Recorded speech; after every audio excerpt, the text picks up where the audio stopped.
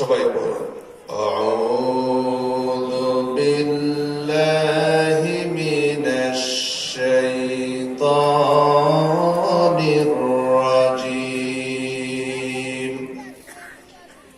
বিসমিল্লাহির রাহমানির রাহিম। সুবহানাল্লাযী আসরা বি'আবদিহি লাইলাম মিনাল মাসজিদিল হারাম ইলাল মাসজিদিল আকসা الذي باركنا حوله لنريه من آياتنا إنه هو السميع البصير. صدق الله العظيم. وقال تعالى في شان حبيبه ومحبوبه ومعشوقه مخبرا وآمرا إن الله وملائكته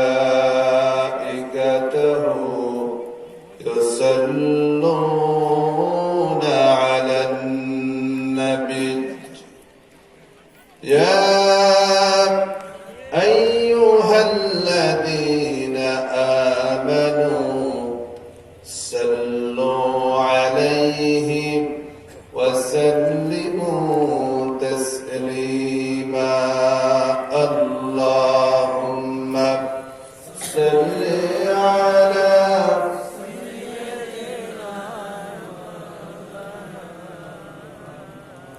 وعلى آل سيدنا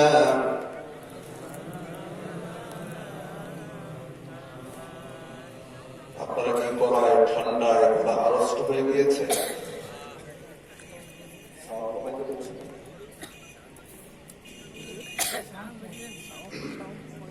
তাহলে আওয়াজকে আর একটু বাড়ানো যাবে?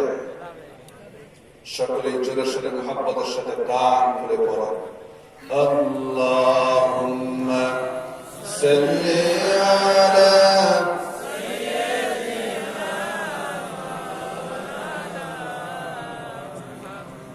وعلى آل سيدنا مولانا محمد بلغ العلا بكماله كشف الدجى بجماله حسنت جميع خصاله صلوا عليه وآله نسيما جانب بطحا گزر کن زحوالا محمد را خبر کن بلغ العلا بكماله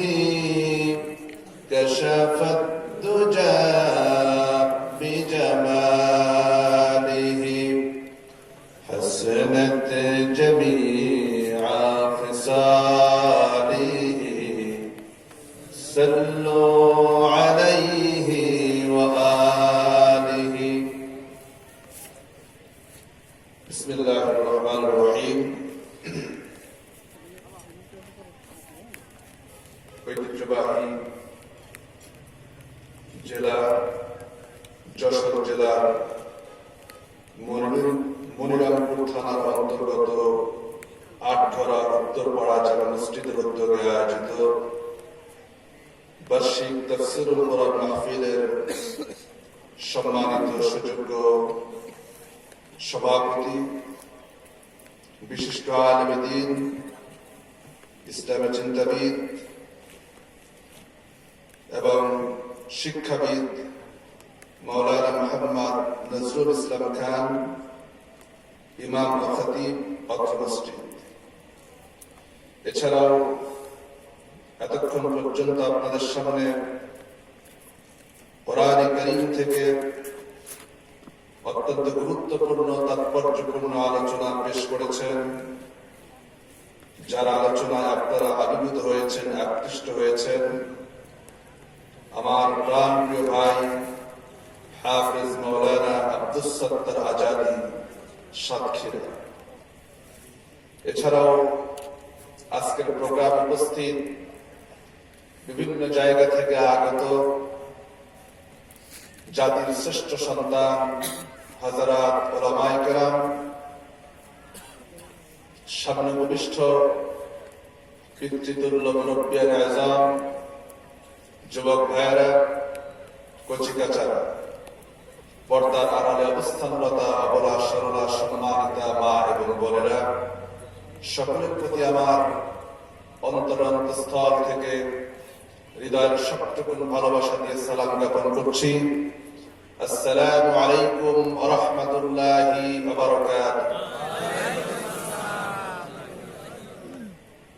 আমরা সেই মহান আল্লাহ সুবহানাহু ওয়া তাআলা জাল্লা শানুহু দরবারে লাখ কোটি শুকর এবং সুজুদ আদায় করছি যে মহান রব্বুল ইজ্জাত ওয়াল জালাল আমাদের অত্যন্ত দয়া করে মেহেরবানি করে কোরআনে কারীম থেকে কিছু কথা শোনার জন্য আল্লাহ তাআলা কবুল করেছেন।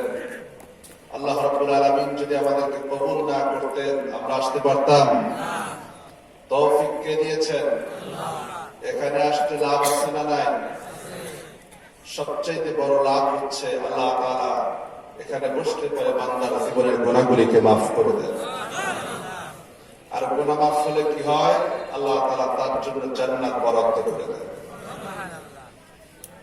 একজন ইমানদারের জন্য গুনাহ মাফ পাওয়ার চাইতে বড় সৌভাগ্য তো আর দুনিয়ায় কিছু হতে পারে না। পারে? কারণ আল্লাহ তাআলা ডেকে বলেছেন, ওয়াসারিউ ইলা মাগফিরাতিন মির রাব্বিকুম ওয়া জান্নাতুন আরদুহাস সামাওয়াতু ওয়াল আরদ। বান্দারে দৌড়াও, তোমার রবের ক্ষমার দিকে দৌড়াও। আল্লাহ তাআলা বলেন নাই যে তুমি সম্পদ উপার্জনের জন্য চেষ্টা করো, দুনিয়ায় ব্যাংক ব্যালেন্স করার জন্য চেষ্টা করো। আল্লাহ তাআলা এটা বলেন নাই। আল্লাহ তাআলা বলেছেন দৌড়াও তোমার রবের ক্ষমার দিকে। সেই ক্ষমা পাওয়ার জায়গায় আমরা বসেছি, এটা হচ্ছে একটা লাভ। আরেকটা লাভ হচ্ছে এখানে বসতে পারে আল্লাহ তাআলা বান্দার ঈমানকে বাড়িয়ে দেয়। কি করেন? ঈমান বেড়ে যায়। আল্লাহ রাব্বুল আলামিন বলেন, যখন তোমাদের সামনে কোরআনে কারীম তিলাওয়াত করা হয়, তোমাদের সামনে যখন কোরআন পাঠ করা হয়, ওয়াইদা তুলিয়াত আলাইহিম আয়াতুহু যাদাতহুম ঈমানা, আল্লাহ তাআলা বান্দার ঈমানকে বাড়িয়ে দিতে থাকেন। আর এই যে আল্লাহর পক্ষ থেকে এই দয়াগুলি পাওয়া, এত বড় অনুগ্রহ পাওয়া, যার মাধ্যমে পাওয়া যাবে জান্নাত, যার মাধ্যমে আমরা পাবো আল্লাহ পাকের সন্তুষ্টি, সেই সাথে ঈমান বাড়বে। ঈমান বাড়ার কারণে আমরা মজবুত ঈমানদার হব। সেখানে বসতে পারার তৌফিক আল্লাহ তাআলা দিলেন। সেই মহান মাবুদের প্রতি সকলেই হৃদয়ের সবটুকু ভালোবাসা দিয়ে শুকরগুজার হচ্ছি। সকলেই বলছি আলহামদুলিল্লাহ। আরো জোরে বলেন আলহামদুলিল্লাহ। বলেন লা ইলাহা ইল্লাল্লাহ ওয়াহদাহু লা শারীকা লাহু লাহুল মুলকু ওয়া লাহুল হামদু ওয়া হুয়া আলা কুল্লি শাইইন কাদির। আমরা আল্লাহ সুবহানাহু ওয়া তাআলার দরবারে শুকর আদায় করে নিলাম।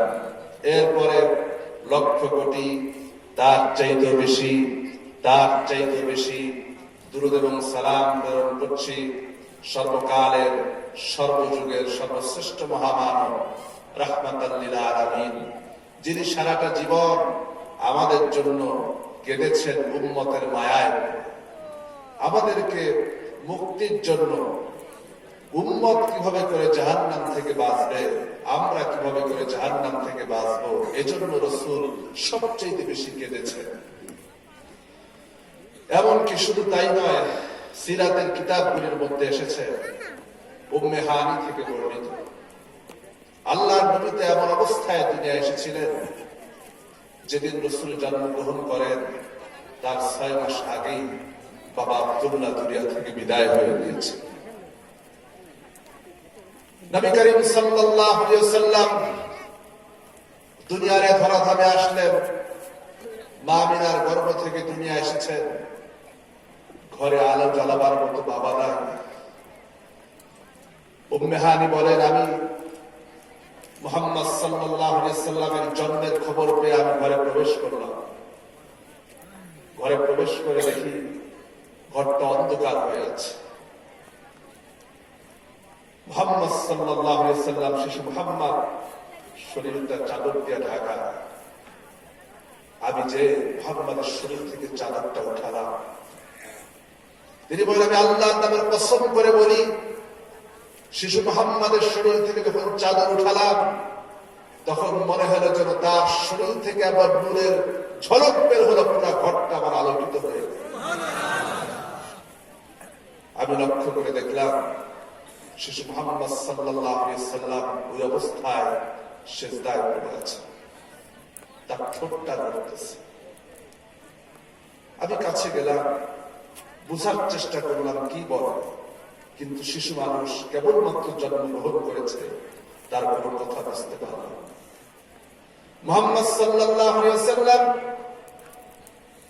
তিনি যখন নবুয়ত পেলেন, নবুয়ত পাওয়ার পরে আমি আল্লাহর নবীকে জিজ্ঞেস করেছি, ইয়া রাসূলুল্লাহ, ইয়া হাবিবাল্লাহ, যেদিন আপনি দুনিয়ায় এসেছিলেন আমি লক্ষ্য করেছি আপনি সিজদায় পড়ে ঠোঁটটা নাড়াচ্ছিলেন, কি জানি বলতেছিলেন, আমি তো বুঝি নাই। তখন আপনি কি বলতেছিলেন? আল্লাহর নবী বলেন, দুনিয়া আসার পরে, মায়ের পেট থেকে দুনিয়া আসার পরে সিজদায় পড়ে কি আমি একটা কথাই বলেছি, ইয়া হাবলি উম্মতি, ইয়া হাবলি উম্মতি। হযরত ওমর রাদিয়াল্লাহু তাআলা আনহু, আল্লাহর হাবিব বিশ্ব নবী জনাব মুহাম্মদুর রাসূলুল্লাহ সাল্লাল্লাহু আলাইহি ওয়াসাল্লাম তিনি যখন দুনিয়া থেকে বিদায় হয়ে গেলেন, আল্লাহ নবীজি বিদায়ের সময় আমাদের জন্য এই পৃথিবীতে যে সকল যুবকেরা এখানে মাহফিলে আছেন তাদেরকে সর্বপ্রথমে একটা কথা বলতে চাই, নবীজি দুনিয়া এসেছিলেন এই পৃথিবীতে, আপনার বাবা আপনাকে ভালোবাসে, আপনার মা আপনাকে ভালোবাসে, আপনার স্ত্রী আপনাকে ভালোবাসে, কিন্তু আমি আপনার কাছে মুসলমান হিসেবে জিজ্ঞেস করতে চাই, এই পৃথিবীতে মায়ের ভালোবাসা, বাবার ভালোবাসা যত বেশি হোক না কেন, তার চাইতে লক্ষ লক্ষ কোটি কোটি গুণে যিনি ভালোবাসেন তিনি হচ্ছেন আমার আপনার হাবিব মুহাম্মদুর রাসূলুল্লাহ সাল্লাল্লাহু আলাইহি ওয়াসাল্লাম। তিনি আমাকে আপনাকে সবচেয়ে বেশি ভালোবাসেন। আপনার মা আপনাকে বাঁচানোর জন্য কয়েকদিন কেঁদেছেন, কয়েকদিন কেঁদেছেন, কিন্তু আমার আপনার রাসূল সারাটা জীবন কেঁদেছেন আমাকে আপনাকে বাঁচাবার জন্য। শুধু তাই নয়, কিয়ামতের দিন দুনিয়ার সমস্ত নবীরা যখন ইয়া নাফসি ইয়া নাফসি করতে থাকবে, সেদিন একমাত্র সুপারিশকারী হবেন আমার আপনার রাসূল বিশ্ব নবী জনাব মুহাম্মদুর রাসূলুল্লাহ সাল্লাল্লাহু আলাইহি ওয়াসাল্লাম। কিন্তু আমার ভাইয়েরা, এই পৃথিবীতে যেই সন্তান তার মাকে ভালোবাসে, যেই মা তার সন্তানকে ভালোবাসে,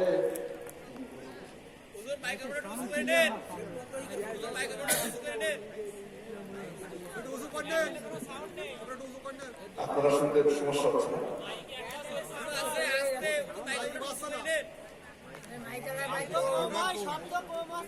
সমস্যা যেটা হয়েছে আমি বুঝতে পারছি, মিডিলে দিয়েছে মাইক, এটা যদি সামনের দিকে দিত তাহলে আপনাদের শুনতে সহজ হবে। মাইক অপারেটর কি আছে? আমি কিন্তু খুব ভালো শুনতে পাচ্ছি। আচ্ছা, এই বক্সটাকে সামনে যে বক্সটা আছে বক্সটা ঘুরাই দেন তো, এই বক্সের সন্তান থেকে ঘুরায় না, রাস্তার দিকে ঘুরায় না, একজন আসে।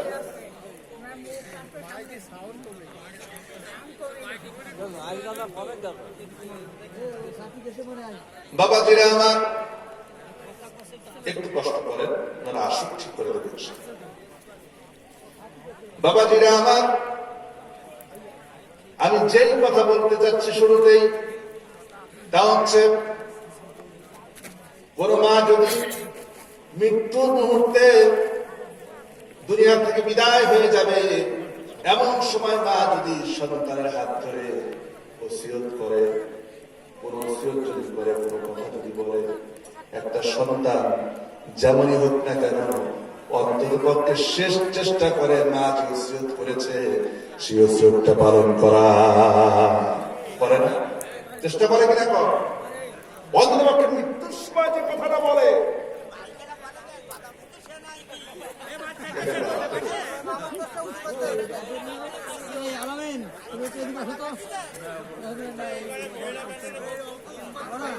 এটা ঠিক আছে, সমস্যা নেই।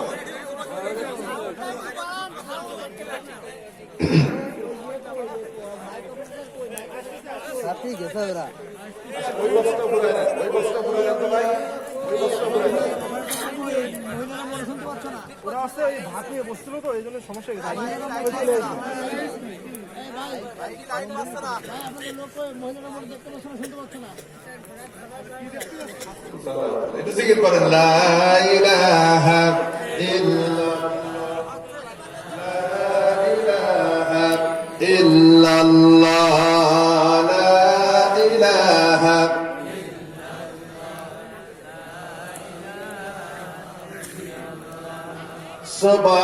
সুবহানাল্লাহ ওয়ালহামদুলিল্লাহ, লা ইলাহা ইল্লাল্লাহ, লা ইলাহা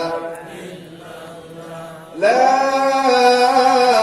ইলাহা ইল্লাল্লাহ মুহাম্মাদুর রাসূলুল্লাহ সাল্লাল্লাহু।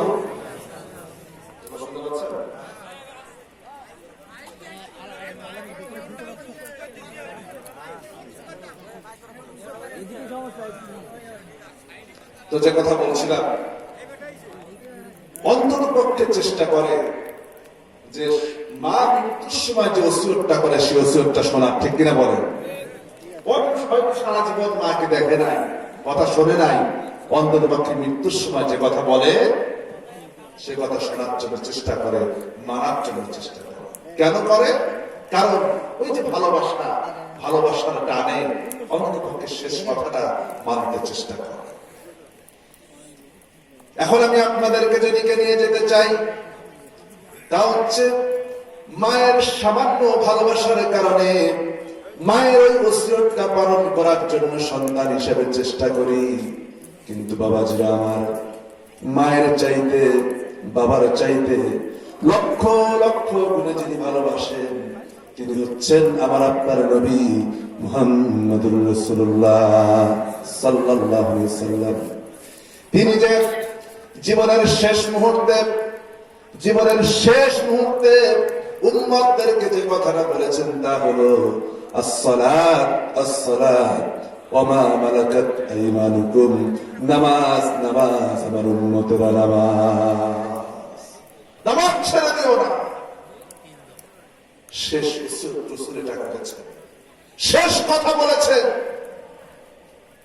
আজকে মুসলমান, সে মুসলমান আসসালাত আদায় করে না। এর চাইতে দুঃখ আর কি হতে পারে মুসলমানদের জন্য? বাবাজিরা আমার, আল্লাহর হাবিব দুনিয়া থেকে বিদায় হয়ে গেলেন।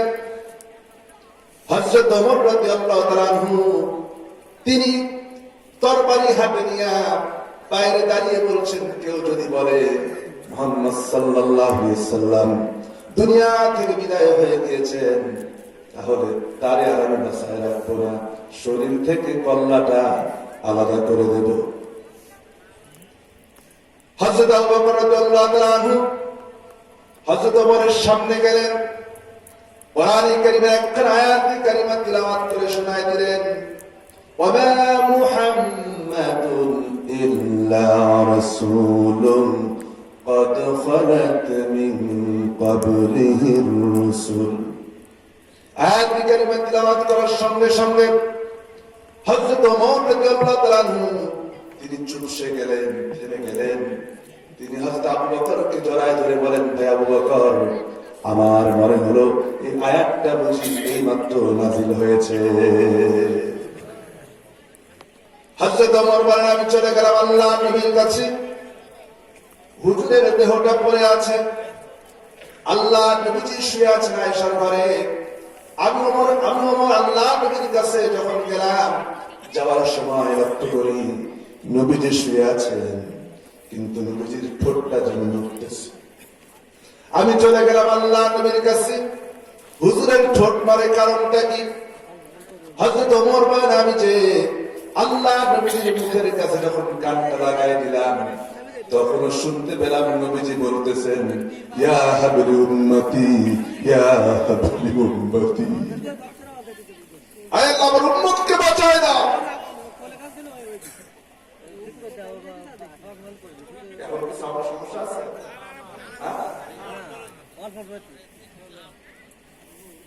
যতটুকু আছে কষ্ট করে শোনো বাবাজিরা আমার।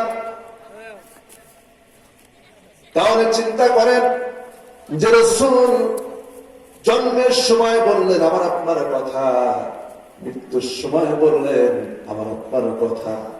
শুধু তাই নয়, আশরিফা বিতারিফি হুকুকিল মুস্তাফা সিরাতের একখানা কিতাব, এই কিতাবের দ্বিতীয় খণ্ড, তার ভিতরে কাজী আয়াজ রাহমাতুল্লাহ আলাইহি একখানা হাদিস উল্লেখ করেছেন। তা হলো, তিনি বলেন, নবীজি বলেছেন, হায়াতি খায়রুল লাকুম ওয়া ওয়াফাতি খায়রুল লাকুম আন তুরাদু আমালাকুম। আল্লাহ নবীজি বলেন, আমার বেঁচে থাকাটাও তোমাদের জন্য কল্যাণকর, আর আমার ওফাতটাও তোমাদের জন্য কল্যাণকর। আল্লাহ নবীজি বলেন, আন তুরাদু আমালাকুম, ও আমার উম্মতেরা রে, দুনিয়ায় তোমরা যত আমল করো, যাই করো না কেন, আমি যখন দুনিয়া থেকে বিদায় হয়ে যাব, আমার উম্মতের সমস্ত আমলগুলি ফেরেশতার মাধ্যমে রব্বুল আলামিন আমার সামনে পেশ করে দেবে। ফেরেশতা দিয়া আমার সামনে যখন আমলগুলি পেশ করা হবে, আমার উম্মত যদি ফাহুয়া খায়রুল লাকুম ফাহামিদুল্লাহ, আমার উম্মত যদি ভালো কাজ করে, তাহলে আমি কবরে শুয়ে শুয়ে রব্বুল আলামিনের শুকর আদায় করব। ওয়া শাররুল লাকুম ফাস্তাগফিরুল্লাহ, আর আমার উম্মত যদি অপরাধ করে ফেলে, গুনাহ করে ফেলে, ছোটখাটো গুনাহ যদি হয়ে যায়, আর উম্মত হিসেবে যদি বাঁচতে পারে, আমি মুহাম্মদ সাল্লাল্লাহু আলাইহি সাল্লাম কবরে শুয়ে শুয়ে আমার ওই উম্মতের জন্য আল্লাহর কাছে ক্ষমা প্রার্থনা করব। সে রাসূলের প্রতি আমরা সকলে প্রাণ করে হৃদয়ের সবটুকু আবেগ এবং ভালোবাসা দিয়ে পড়ছি সাল্লাল্লাহু আলাইহি ওয়াসাল্লাম। রাত গভীর হয়ে গেছে, আমি ভেবেছিলাম আমাকে ফোনে বলা হয়েছিল হুজুর 9:30টার মধ্যে আপনাকে পৌঁছবে, সেখানে 1 ঘন্টা লেট। আমি আপনাদেরকে খুব বেশি কষ্ট দেব না, জি 1 ঘন্টা সময় আপনারা আমাকে একটু দেবেন, কেউ নড়াচড়া করবেন। আমি জি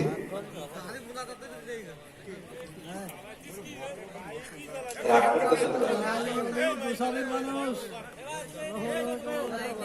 কথা না বলে আমাকে একটু দয়া করে দেখেন। আপনারা হয়তো একদিন প্রোগ্রাম করছেন, কিন্তু আমাকে তো প্রতিদিন জাগতে হয়, আমিও তো মানুষ। আচ্ছা বলেন তো, প্রতিদিন যদি জাগার পরে জার্নি করেন, জার্নির চেয়ে কষ্ট কিন্তু না, খুব কষ্টকর। এরপরেও অনেক সময় বেশি রাত হয়ে যায়, অসুস্থ হয়ে যায়। দেখেন দুনিয়ার সব মানুষ অসুস্থ হয়। বক্তা যদি ফোন করে বলে হুজুর ভাই আমি অসুস্থ, কিসের অসুস্থ? বক্তা অসুস্থ হয় না, অবস্থায় কিনা বলেন। আমি যদি সে কথার কথা হয়তো হঠাৎ করে অসুস্থ হয়ে গেলাম, যদি আপনাদেরকে ফোন করে বলি ভাই যান আমি অসুস্থ, আসতে পারবো না, বলবো হুজুর অ্যাম্বুলেন্স নিয়ে আসেন, তো আসা না। অবস্থা হচ্ছে আমাদের এমন, কত ধুমধাম আসতে না পারলে। এজন্য সব জায়গায় আজকে এখানে প্রোগ্রাম, আগামীকাল আবার যেতে হবে জয়পুরহাট। এখন যদি আপনাদের সামনে বা একটা দুইটা পর্যন্ত আলোচনা করি তাহলে তো আমি তো বাঁচব। বাবাজি আমার, আমি আপনাদের সামনে, যেহেতু গতকালকে রজব মাস শুরু হয়েছে, কোন মাস? রজব মাস শুরু হয়েছে, এজন্য আমি আপনাদের সামনে আলোচনার জন্য বাছাই করেছি নবী করিম সাল্লাল্লাহু আলাইহি সাল্লাম মিরাজে আল্লাহর পক্ষ থেকে কি কি উপহার পেয়েছে। সুবহানাল্লাহ বলেন। মিরাজ নবী করিম সাল্লাল্লাহু আলাইহি সাল্লামের 23 বছরের নবুয়তের জীবনে 24,000-এরও বেশি মুজিজা ঘটেছিল। যারা বলেন আল্লাহু আকবার। 24,000 মুজিজার মধ্যে প্রথম নম্বর মুজিজা হচ্ছে কোরআনে কারীম, আর 2 নম্বরে বলা হয় মিরাজুন নবী সাল্লাল্লাহু আলাইহি ওয়াসাল্লাম। আল্লাহ তাআলা তার হাবিবকে আপন নিজের কাছে ডেকে নিলেন। এই পৃথিবীতে আল্লাহকে পাককে সচক্ষে দেখার সাধ্য কারো আছে? হযরত মুসা আলাইহিস সালাম দেখতে চাইছিলেন, আল্লাহ তাআলা বললেন লাম তারা, কখনো দেখতে পারবা না, কখনো দেখতে পারবা না। কিন্তু আমার আপনার রাসূলকে আল্লাহ তাআলা এত ভালোবাসলেন, এত মহব্বত করলেন, তিনি তাকে সরাসরি আরশে আজিমে ডেকে নিয়ে গেলেন। যেরকম আল্লাহু আকবার। হুজুরকে আল্লাহ পাক আরশে আজিমে নিলেন। আর দিলেনটা কি? আমরা মনে করি যে শুধুমাত্র বুঝি নামাজ, 5 ওয়াক্ত নামাজ দেওয়া হয়েছে, আমরা এতটুকু জানি না। না, নবী করিম সাল্লাল্লাহু আলাইহি সাল্লাম আল্লাহ রাব্বুল আলামিন মিরাজের রাত্রিতে 3টা উপহার দিয়েছেন। জোরে বলেন কয়টা? আরো জোরে, জোর হলো না। 3টা উপহার দিয়েছেন আল্লাহ রাব্বুল আলামিন তার হাবিব। এই 3টা উপহারের মধ্যে একটি হচ্ছে সালাত, এ সম্পর্কে আমরা শেষে দিয়ে একটি কথা বলবো। আরেকটি হচ্ছে সূরাতুল বাকারা। কোন সূরা? সূরাতুল বাকারার শেষ 2টি আয়াত এই মিরাজের রাত্রিতে আল্লাহ তাআলা তার রাসূলকে দিয়েছেন। সুবহানাল্লাহ বলেন। আর 3 নম্বরে দিলেন সূরা বনী ইসরাঈলের, সূরা বনী ইসরাঈল। এই সূরার মধ্যে আল্লাহ রাব্বুল আলামিন ইসলামী সমাজের জন্য, একটি সুন্দর সমাজ গঠন করার জন্য 14টি নীতিমালা আল্লাহ সুবহানাহু ওয়া তাআলা মুসলমানদের জন্য দিয়েছেন। তাহলে কয়টা হলো? 3টা। একটা নামাজ, 2 নম্বরে সূরা বাকারার শেষ 2টি আয়াত, আর 3 নম্বরে সূরা বনী ইসরাঈলের মুসলমানদের জন্য 14টা নীতিমালা। তাহলে কয়টা হলো? এই 3টা জিনিস আল্লাহ তাআলা মিরাজের রাত্রিতে তার রাসূলকে নিজের কাছে ডেকে নিয়ে উপহার হিসেবে দিয়েছে। সূরা বাকারার শেষ 2টি আয়াত সম্পর্কে হযরত আলী কাররামাল্লাহু ওয়াজহাহু তিনি বলেছেন যে মুসলমান নিজেকে মুসলমান বলে পরিচয় দেয়, অথচ ঘুমাতে যাওয়ার সময় রাতের বেলা সে ঘুমাতে যায় আর আয়াতুল কুরসি এবং সূরা বাকারার শেষ 2টি আয়াত পড়ে না। এটা আমি বিশ্বাস করি। কত বড় ফজিলত! রাতের বেলায় ঘুমাতে যাওয়ার সময় কোন মানুষ যদি দরজার কাছে দাঁড়ায় আয়াতুল কুরসি তিলাওয়াত করে, আল্লাহ রাব্বুল আলামিন ওই ঘরটাকে শয়তানের সম্পূর্ণ ওয়াসওয়াসা থেকে আল্লাহ পাক ঘরটাকে হেফাজত করে দেয়। আমরা পারি না? পারেন না আয়াতুল কুরসি? শুধু এটাই না, নবীজি বলেছেন আমার কোন উম্মত যদি 5 ওয়াক্ত নামাজের পরে আয়াতুল কুরসি যদি তিলাওয়াত করে, তাহলে ওই বান্দার জন্য রব্বুল আলামিনের কাজ হবে একটাই, ওই বান্দা যখন দুনিয়া থেকে বিদায় হয়ে যাবে আল্লাহ পাক সঙ্গে সঙ্গে তাকে জান্নাতুল ফেরদাউস দান করে দেবে। একটু পড়ি পড়েন, আল্লাহু লা ইলাহা ইল্লা হুয়াল হাইয়ুল কাইয়্যুম লা তা'খুযুহু সিনাতুন ওয়া লা নাওম লাহু মা ফিস السماوات وما في الأرض من ذا الذي يشفع عنده إلا بإذنه يعلم ما بين أيديهم وما خلفهم ولا يحيطون بشيء من علمه إلا بما شاء وسع كرسيه السماوات والأرض ولا يؤوده حفظهما وهو العلي العظيم الله أكبر এটা পড়বেন যারা পারেন না মুখস্থ করে নেবেন এরপরে সূরা বাকারার শেষ দুটি আয়াত এইটা আল্লাহ রাব্বুল আলামিন এই মিরাজের রাত্রিতে দান করেছেন শুধু তাই না হাদিস শরীফে এসেছে এই শেষ দুটি আয়াত শুধু কোরআনে কারিমে না এটা ছিল কোরআনে কারিমের সূরাতুল ফাতিহা সূরা বাকারার শেষ দুইটা আয়াত এবং সূরা নূর এই তিনটা জিনিস তাওরাতে ছিল জাবুরে ছিল ইনজিলে ছিল এমনকি রব্বুল আলামিন এটাকে কোরআনে কারিমেও দান করেছে আমার বাবাজিরা আল্লাহ রাব্বুল আলামিন আয়াতে কারিমার মধ্যে কি বলেছেন আমরা একটু জানার চেষ্টা করি আল্লাহ কি দিলেন কি এমন মেসেজ দিলেন নিজের কাছে ডেকে নিয়ে আমাদের জন্য কি উপহারটা দিলেন নিজের কাছে ডেকে নিয়ে এটাকে একটু চিন্তা করেন আল্লাহ তো ইচ্ছা করলে পরে অন্যান্য আয়াতে কারিমার মতো দুনিয়াতেও দিতে পারতেন নিজের কাছে নিয়ে কেন দিলেন এটার গুরুত্ব আছে না নাই জোরে বলেন আছে না নাই আছে আমার বাবাজিরা আল্লাহ রাব্বুল আলামিন বলেন আমানা আর-রাসূলু বিমা উনজিলা ইলাইহি মির রাব্বিহি ওয়াল মুমিনুন আল্লাহু আকবার আল্লাহ রাব্বুল আলামিন বলেন আমানা আর-রাসূলু রাসূলগণ ঈমান এনেছেন বিমা উনজিলা ইলাইহি মির রাব্বিহি আল্লাহর পক্ষ থেকে তাদের উপরে যা কিছু নাযিল করা হয়েছে তার উপরে ঈমান এনেছেন শুধু রাসূলগণ ঈমান আনেন নাই ওয়াল মুমিনুন এবং মুমিনরাও তার উপরে ঈমান এনেছে মুমিনরাও কি করেছে ঈমান এনেছে কুল্লুন আমানা বিল্লাহি ওয়া মালাইকাতিহি ওয়া কুতুবিহি ওয়া রুসুলিহি এবং